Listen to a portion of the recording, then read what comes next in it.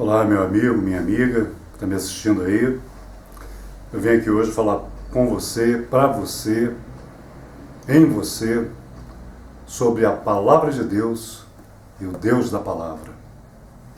Eu sei que você que defende que a Bíblia é literal, que este livro aqui é um livro sagrado, perfeito, sem falha, sem dúvida, sem erro, que Deus escreveu esse livro e que tudo que está escrito aqui nesse livro é verdade. Eu sei que você pensa isso. Você que é um católico, um evangélico, protestante, neo-evangélico, neopentecostal, você que é mórmon, batista, adventista do sétimo dia, adventista da promessa, adventista do advento que advirá um dia quando for propício. Eu sei que você faz isso com bom coração, eu sei que você faz isso com honestidade, mas eu quero dizer que é muito complicado. Eu quero que você pegue a sua Bíblia e abra no livro de Êxodo, capítulo 4. Lá nos últimos versículos fala que Moisés estava voltando para o Egito, para falar com o faraó, porque ele ia libertar, já tinha recebido a mensagem de Deus.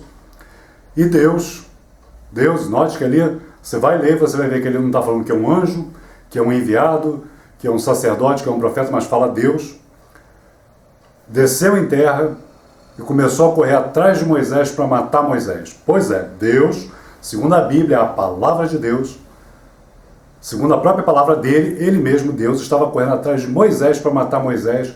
Isso tudo porque Moisés, que casou com a filha de Jetro, que era sacerdote de Deus, a filha de Jetro se chamava Zípora, teve um filho. Sabe qual é o nome desse filho? O nome do primeiro filho de Moisés? Gerson, sou eu. Não, quer dizer, Gerson, o nome dele. E como Moisés teria que circuncidar seu filho, cortar o pinto do menino, e não fez, Deus veio para matá-lo. Agora você imagina, você que é fundamentalista, você imagina a cena, Deus correndo atrás de Moisés com uma faca na mão, falando: eu vou te matar, Moisés, eu vou te matar, Moisés, ou me dá o pinto do seu filho, eu te mato. E Moisés correndo, aí vem Zípora, o pobre coitado do Gerson, não eu, ele, com uma pedra, puxa o pinto do menino com uma pedra e corta o prepúcio do menino. Aí joga lá, quando Deus viu que jogou o prepúcio do menino no chão, Deus foi embora e ficou em paz. Agora você imagina aqui comigo, eu estava aqui pensando, imagina um garoto que devia ter 1 mês, 2 meses, sei lá, o pobre coitado do Gersinho, ser circuncidado com uma pedra. Imagina, a mãe dele, Zípora, puxou o pinto do menino, pegou uma pedra e ficou ali, reco, vai ver que pôs em cima de outra pedra e ficou ali esmagando para cortar o pinto do menino.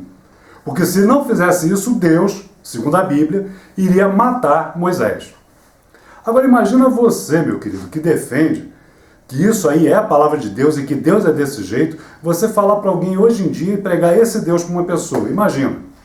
Vamos trazer para os dias de hoje, vamos fazer o seguinte, eu quero que você imagine o seguinte: você teve um filho, seu filho está com 2 meses, está em casa e tal, está um calor danado, igual hoje aqui, fez um calor terrível. Aí você vai para o banheiro tomar o seu banho, sossegado, tranquilo, está tomando o seu banho, aí ouve aquelas batidas assim, ó. Você está tomando banho, não pode ir lá, sua mulher vai abrir a porta. Quando sua mulher abre a porta, quem é que ela vê? Deus. Deus está ali, pessoalmente, não sei se em carne ou osso ou em espírito, ou em matéria mais densa, mas Deus está ali na sua porta. E falando o seguinte: eu vim falar com o seu marido. Você fala: Senhor, a mulher, né? Porque sabe que para falar com Deus tem que ter um jeito. Senhor, tu te dignaste a vir a minha humilde casa, essa serva tua que achou graça diante dos teus olhos, o que queres, Senhor Deus? Vim falar com teu marido. Você vai lá na porta do banheiro, seu marido: não, mulher, estou tomando banho, me deixa em paz, sossegado, mal calor. Ela: mulher, vai em outro banheiro, aqui não vai dar, vai ficar horrível isso aqui, o cheiro aqui dentro, por favor, vai em outro lugar, mulher. Aí você fala: putz, eu vou abrir a porta para essa mulher. Você abre a porta, a mulher fala: meu amor, você não sabe quem está aí, quem é que veio falar com você. Você toma aquele susto, pensa: meu Deus, será que é o Lula? Meu Deus, será que é a Dilma? Será que é o, sei lá, o Dirceu? Será que é o Genuíno? Será que é alguém? Será que vão me arranjar uma bocada? Fala: não, é Deus. Você fica tão chocado, você não acredita, sua mulher está louca, sua mulher está falando que Deus veio falar com você e está na porta. Você fica tão abilolado com aquilo que você sai pelado, todo pingando água. Sabe? Quando você chega na porta, você olha e você fala: Deus, Senhor, tu vieste me visitar, esse teu humilde servo, que é como um verme rastejante no chão. Essas palavras estão na Bíblia, está lá nos Salmos.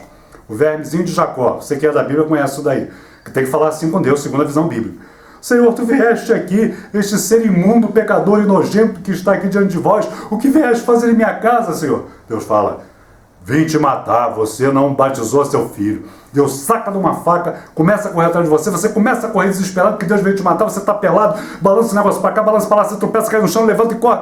E a mulher olha, meu Deus, o que está acontecendo? Aí Deus que está ali presente fala, eu estou aqui e vim matar seu marido. Fala, meu Deus, por que você veio matar ele? Porque ele não batizou o seu filho.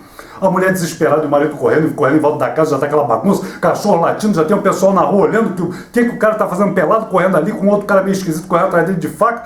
A mulher pega a criança, sai correndo pela rua, porque tem que achar com um padre, pelo amor de Deus, um padre, pelo amor dele, um padre, porque eu tenho que batizar meu filho. Então você olha assim pro homem, tem um homem de estilo, de terno, bonito, elegante, todo arrumado, você olha, deve ser um padre. Fala, o senhor é um padre, batiza meu filho. O homem fala, não, peraí mesmo, eu sou pastor e da Assembleia de Deus, eu não batizo criança. Se quer batizar criança, não vai à igreja católica não. Vai pelo menos numa presbiteriana, que não é grande coisa, mas pelo menos lá eles batizam criança e é quase um caminho do evangelho. Qualquer dia os presbiterianos vão virar da Assembleia também. Aí fica aquele negócio, a mulher sai correndo, não haja nada, bateu numa igreja, entrou, viu a bela de mão, jogou o moleque dentro e tirou. Nisso aí Deus, que é onisciente, onipotente, onipresente, que estava ali para matar o marido dela, mas também estava na igreja, também mesmo que se não tivesse sabido do mesmo jeito, o que acontece?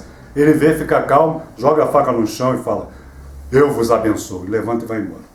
Agora, meu querido, isso aí é uma história bíblica, eu só transferi para a realidade de hoje, foi um pouquinho irônico, porque é uma história... Por que eu vou falar disso?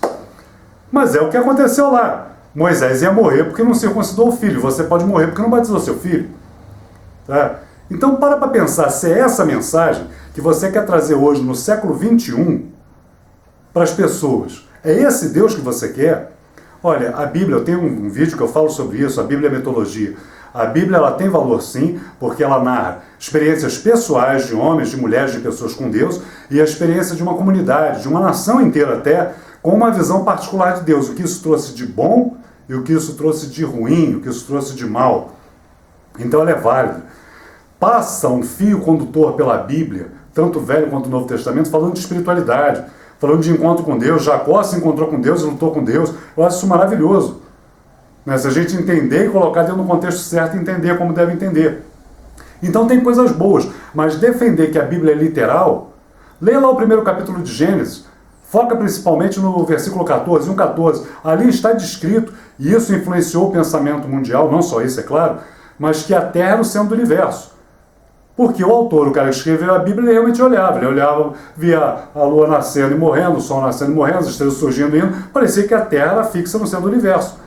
E ele relatou isso na Bíblia quando ele coloca que tudo foi criado por causa da Terra. E isso serviu até Galileu Galilei, basicamente, para provar que a Terra era o centro do universo. Hoje a gente sabe que a Bíblia estava errada, que isso era um pensamento da época e que não é verdade. E aí você vai querer defender a literalidade da Bíblia. Você vai querer dizer que a Bíblia é a palavra de Deus inerrante e perfeita. Meu amigo, não faça isso. Pense no que você está falando. Botar mais uma pulguinha atrás da sua orelha, se é que eu vou conseguir fazer isso. Pensa o seguinte, os judeus não aceitaram Jesus, porque eles entenderam que a lei do Velho Testamento, que para eles foi dada por Deus, e para os cristãos também, ela era perfeita e Jesus quebrou essa lei. O cristão entende que Jesus renovou a lei, que ele cumpriu e renovou, uma nova lei, na verdade. Os judeus dizem que não, que Jesus não era nada disso. Agora pensa comigo, Jesus, como pessoa, era judeu. E a mensagem de Jesus influenciou o mundo inteiro. É óbvio, você não precisa ser um Lula, você não precisa ser o Gaddafi, você não precisa ser o Obama, você não precisa ser político para entender que é de total interesse dos judeus aderir a uma doutrina que diz que um judeu é que está salvando o mundo inteiro. Imagina a glória para um judeu, se ele aceitasse Jesus e se tornasse cristão, saber que o mundo inteiro agora, não é só os Estados Unidos ou um ou outro, o mundo inteiro iria defender eles contra os árabes e contra os muçulmanos, porque afinal de contas toda a salvação da humanidade vem de um judeu, Jesus. Mas eles não aceitam, por quê? Porque eles com muita clareza, muito entendimento, veem que Jesus traz uma nova religião, ou pelo menos o cristianismo é uma nova religião, não tem nada a ver de sequência com o judaísmo, de entendimento com o judaísmo, com as leis do judaísmo. Se você tirar esse óculos da religião, das doutrinas que são passadas, do pastor, do padre que te ensina, sei lá, de quem te ensina, dos livros ou das coisas que você já introjetou dentro de você, e você lê a epístola de Paulo aos Gálatas, que está no Novo Testamento, que é exatamente uma explicação de por que a lei do Velho Testamento foi revogada e se criou uma nova lei. O que Paulo diz ali, em resumo, é: Deus estava enganado, Deus estava confuso, Deus estava fazendo um teste para ver se funcionava, viu que não deu certo e criou uma nova lei. O que ele diz é isso. E é claro que os judeus não aceitam isso, e nem você que é cristão aceita isso, porque você vai dizer que não, na verdade é porque Deus tinha todo um projeto que calhou no cristianismo. Mas não é o que de fato o livro de Gálatas fala. Tem aqueles que vão dizer, mas Jesus mudou tudo. Mas Jesus não é Deus. Jesus não estava com Deus, Jesus não era Deus, e o Verbo era Deus, e o Verbo se manifestou entre carne entre nós, e vimos a sua glória como a glória do unigênito Filho de Deus. Não é isso que está escrito lá em 1º capítulo de João? Não está escrito em Hebreus que Jesus foi e será eternamente a mesma coisa, sempre o mesmo, ele não muda. Então como é que lá no Velho Testamento era um matador e no Novo é um perdoador? Pense nisso, tire essa venda que você tem aí, essa coisa que não te deixa enxergar o que é óbvio, e na verdade você não é culpado porque todos nós não enxergamos o que é óbvio. É fácil falar disso, mas eu também já pensei dessa maneira que hoje eu critico. Levei muitos anos para mudar minha cabeça. Então mude um pouco essa visão, desperte, traga uma mensagem de Deus para o século XXI, para o século XXII, XXIII, 30, uma mensagem de Deus que seja coerente e que as pessoas, ao olharem para ela, realmente sintam preenchidas, não amedrontadas e não fazendo um negócio com Deus. Eu pego aqui no meu bolso, eu tiro, quanto mais eu tiro para dar a Deus, mais Deus me dá, que é o que o Evangelho se tornou hoje. Então pense, reflita, chegue a uma conclusão e mude, pelo amor de Deus. Falou, tchau, até a próxima.